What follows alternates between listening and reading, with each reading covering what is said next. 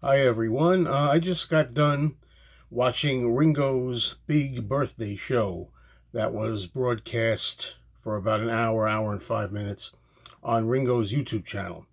And it was a celebration for July the 7th, Ringo's 80th birthday. And it was a star studded cast. I have mixed feelings on it. I told people I was going to give my opinions after I saw the show, so I thought I would do that. But I'm going to tell you from the beginning, folks. My channel is honesty. I didn't love everything that I saw. Some things I did like, and some things I didn't. And I figured, well, do I really want to make a video on this after all? If I'm going to be cynical in some ways, about certain things or not. So I finally said, look, I have to tell the truth, and that's it. That's it. So I hope you'll know where I'm coming from and appreciate the fact that I'm trying to be very, very frank and honest with my feelings. And there's no point in everybody getting together and just automatically high-fiving each other and just being a bunch of sheeple, just follow the crowd. So here are my honest feelings on this show. For one thing, Ringo Starr looked fantastic, of course. He's 80. We all know he looks great. At one point during the show, he said, people ask him, what does it feel like being 80?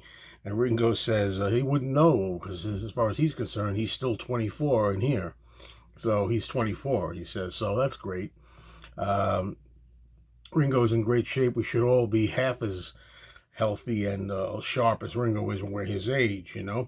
Although I have to say, here's where some of the cynicism comes in. If I'm going to be fair, I think I'm starting to notice a few little details that Ringo's looking his age. But like I said, hey, any of us that's even half that good, we're very lucky. So I just want to make that just as a kind of official point that I noticed, not something that I want to pick on, because as I say, he looks great overall, for sure. Whenever I watch these kind of things, they've done a few of these now, recordings from home. Everybody's in their own isolated place. It's kind of depressing, to tell you the truth. I mean, it's nice in a way to hear performances, but when they're so isolated and everybody's in their own little cubicle in their own home and kind of phoning it in or mailing it in or videoing it in or zooming it in or whatever they're doing, it's depressing. Even Ringo says at the beginning of the show, he says, this is the way we used to do it. He says, I don't want, this is not the way he prefers to do it for his birthday, but this is the way he says my birthday for the last several years has been. This is the way we used to do this. And then he starts the show by showing you clips of hundreds of people getting together saying, peace and love, happy birthday, Ringo, out there, people hugging each other, kissing Ringo, hugging Ringo over the last several years on his birthday out there and on the streets. Now everybody's sheltered. So that's kind of depressing. And throughout the show, the COVID-19 coronavirus reminders are there. At one point, Joe Walsh joins Ringo in the studio, just the two of them. And of course, when they meet, they bump elbows, and then they proceed to sit 6 feet apart from each other. Ringo's on the drums on one side, Joe's on the other side, and they're distanced away from each other. It's what we have to do right now, but it's kind of sad to me. Uh, the general presentation was well edited. This looked like it was all, I'm pretty sure, pre-shot, pre-arranged, pre-edited all together, which was a good job as far as production wise. One of the things I enjoyed best was I enjoyed the Sheila E. She was one of the guests. She performed a real good version. She looked great. She did a version of Come Together, and for this version of Come Together, Ringo had done a drum pattern, I guess you could say. He played the drums at another time with different clothes than what he's wearing as the host. And that was a treat. So that was one of my favorite parts. Then Gary Clark Jr. later in the show also did a live version at a stadium show of Come Together. Sheryl Crow did a nice version of All You Need Is Love. I like Sheryl Crow. I thought she did a nice version of that. She was on her own. She had the screen with multi-images of herself playing different instruments and things. Uh, Joe Walsh had I guess a video of himself doing the song "Boys" that Ringo made famous with the Beatles, the Shirelles song. And I really liked the guitar solo. I remember that stood out. You know, Joe Walsh plays mean guitar, and I really like that. Throughout the special, you had clips of people saying, you know, "Happy birthday, Ringo," and some of these people were family and friends, famous, not so famous. We had Ringo's children and grandchildren. A lot of them said, happy birthday, Granddad," you know, and wish we could be together. That was a sweet touch, but kind of bittersweet because all these people are like distanced, you know. They're distanced from their grandfather, and they're hoping that one day they'll be able to see Granddad again, you know, that kind of thing. So that was kind of sad. Ben Harper and Dave Grohl did a real surprise version of a Ringo B-side called Down and Out. It was a B-side of the Photograph single. That was a big surprise. That was a pretty interesting version of them doing that. Also, there was a video for Ringo's song that was on an album a couple years ago, Give More Love. The Give More Love video was full of guest appearances. They each took a line or, you know, sang the title, Give More Love. Among these people were, these are just some of the ones I jotted down here. Jackson Browne, I spotted, Elvis Costello, Peter Frampton, Michael McDonald, Kenny Loggins, Jeff Bridges, Willie Nelson. And you can't fault people for being old. But man, people are getting old. A lot of people, I almost didn't recognize some of them. I mean, they're getting up there. You know, we saw Nils Lofgren. So there were a lot of guests and family there. But as I say, it was kind of like bittersweet because you had good performances here and there, but at the same time, at times you get depressed because it was kind of, this is the way things are now. I happened to check on social media while this was on, and there were some comments, and one person said something to the effect of, "We are so blessed that we're able to have shows like this today."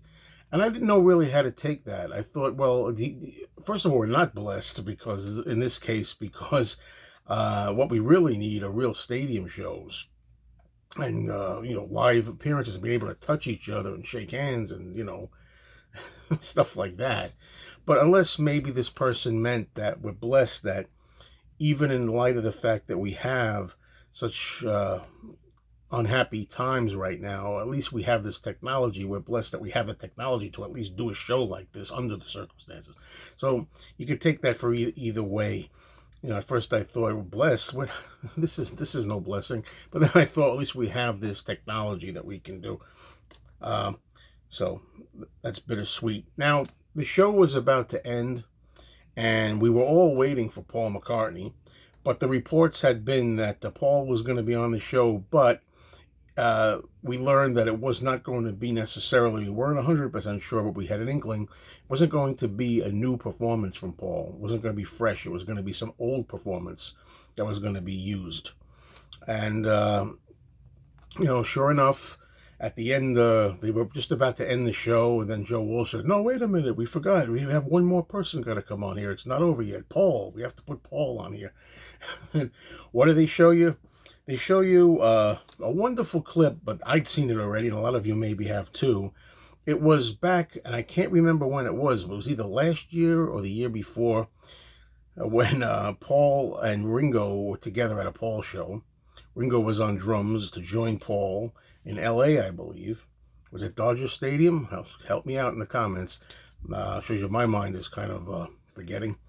Where they did Helter Skelter.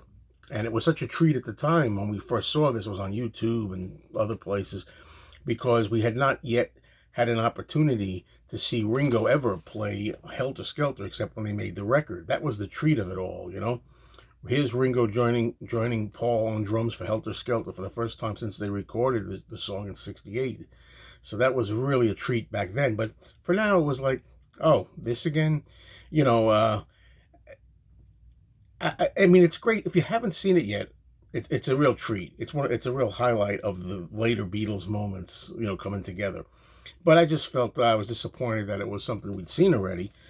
But another thing I noticed, and here's where some more of the painful, cynical cynical stuff comes in. To be honest, the last time that I saw this, I thought Paul sounded exceptional because I think it was a crude copy that was on YouTube, I think, but this was a really professional master. This was like a beautiful high def uh, presentation, and I could hear that Paul's voice during Helter Skelter wasn't very good. But of course, the real point of it is not so much how great Paul sounds in this particular case or not. The whole idea is that you have Ringo joining Paul, the two of them together. That was the magic, and that doesn't disappoint. So I just wanted to add, just for official reasons, that I thought that Paul's voice, it was more noticeable that it wasn't too good on Helter Skelter this time. Usually Paul sings the rockers very strongly. It's the ballads he has trouble with, but I thought this time it was showing that it was a little rough. I kind of was wondering why. Anybody out there wondering why? Why didn't Paul, like a lot of other people, just simply send from wherever he is, "Happy birthday, Ringo! Happy 80th birthday, man!" I'm surprised that Paul didn't send anything like that, and I'm surprised also that Paul didn't actually prepare a recording for the occasion. Makes me curious, is all I'll say. I think it's kind of very questionable as to why Paul did not prepare a simple "Happy birthday, man! Happy birthday, Ringo!" Many more, kind of wishes like everybody else was doing. Everybody else was wishing Ringo well and happy birthday, and I wonder why not. And I wonder why Paul, from wherever he is now, why he did not do a song. Such as like what he had done with Lady Madonna for one of the other shows that we saw with the COVID home restrictions. Anyway, that's my mixed bag on this. I'm glad to have it. I'm glad we saw it rather than not. I'm glad something was done. But it's a mixed bag, folks. And anybody who's going to say, "Oh yeah, it was all fantastic," come on. Let's really be honest with ourselves. Happy birthday, Ringo! 80 and still great. But it was kind of bittersweet, actually, good and bad. That's my feeling on it. What's yours? Take care.